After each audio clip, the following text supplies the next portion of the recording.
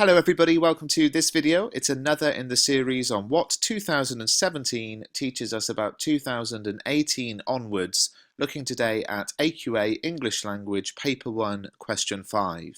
So of course the examiner's reports, the student papers we've called back, and our experience as examiners, all of that kind of thing helps us and informs us with how to do better in 2018 onwards in this new exam. And I'm going to talk today about Paper 1 Question 5, which in itself is a very interesting question because it is, of course, the creative writing question of Paper 1. And I think that is where a lot of the feedback from the first exam really sits, this idea of it being creative. And there's a constant tension between creativity and a formulaic approach, and I'll talk about that in this video. So as you know, there are two questions available and you choose one of them. The first one has a picture which has a stimulus for the question, and the second one doesn't. Now the first thing I'll say is that the first option was slightly more popular in 2017, perhaps because there was a picture which gave you some ideas for the creative writing. But you can choose either question, and as you now know, of course, it's not always going to be the case that there will be one descriptive and one narrative. There could be two descriptive, there could be two narratives. So you need to know how to write in both styles. And as I said, make sure you watch my other videos on question 5 and also pick up the revision guide now in paperback on Amazon because that goes into lots of detail about this question. I'm not going to tell you how to answer the question in this video. I'm going to tell you how to avoid the mistakes people made in 2017. So one of the things that jumps out from the examiner's report is a comment about the unfortunate lack of planning.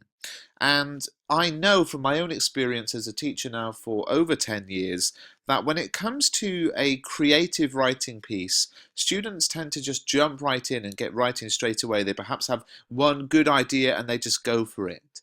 And what is very clear is that you should plan your answer and check your answer at the end.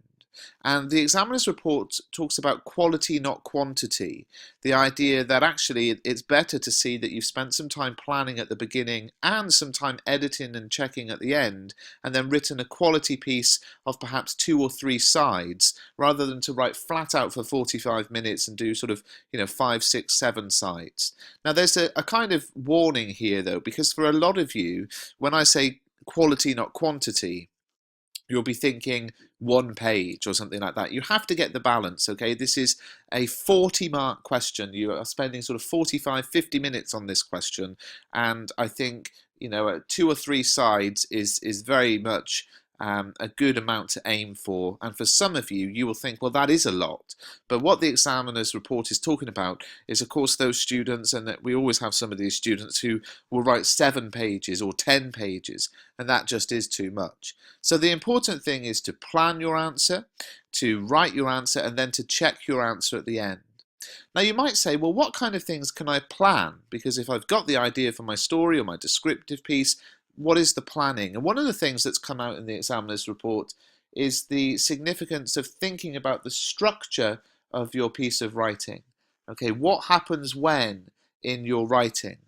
Now, what do I mean by that? Well, you're analysing structure in paper 1, question 3. So you're looking at things like, repetitions or cyclical structures, or the move from outside to in, or whatever it is.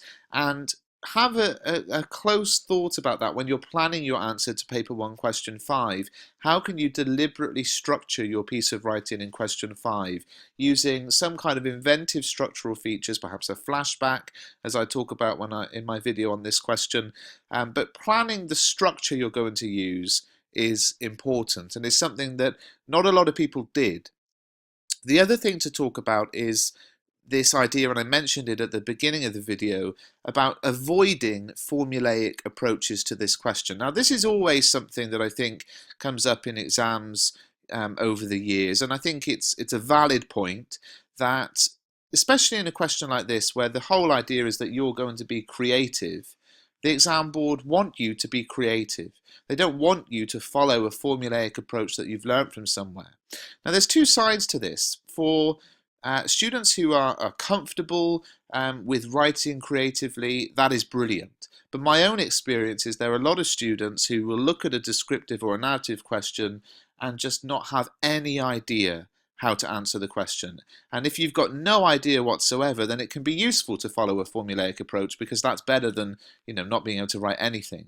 But if you're a student who is quite comfortable with writing creatively, then don't worry about following, a kind of formulaic approach, but do your own thing and be as creative as you like, because this is a question where you are asked to be creative. Okay, so the response really is, if you're comfortable, then do your own thing and be really creative, and that's great. If you look at a creative writing question and think, I'm completely stuck, I don't know what to do, then you might need to follow a formulaic approach. When it comes to the AO6 marks for spelling, punctuation and grammar for technical accuracy, there's a sort of a mixture again of feedback, but what I will say is that the incorrect use of commas, apostrophes and an inability to correctly punctuate dialogue was important in 2017. It became very clear. Make sure you check out Mr. Bruff's Guide to Grammar, available in paperback on Amazon. It really will take you through all of those things. So the feedback is quite brief for this question. It really is about being creative and trying to do your own thing, but planning that and reflecting on that, editing at the end. And if you are one of those students who thinks, I'm just not very good at that, you do have a significant amount of time now to improve your skills with creative writing.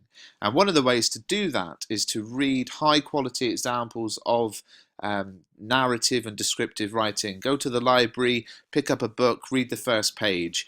Pick up a book each day and read the first page and think about how the writer is using descriptive writing and narrative writing techniques, and that will improve your quality of writing.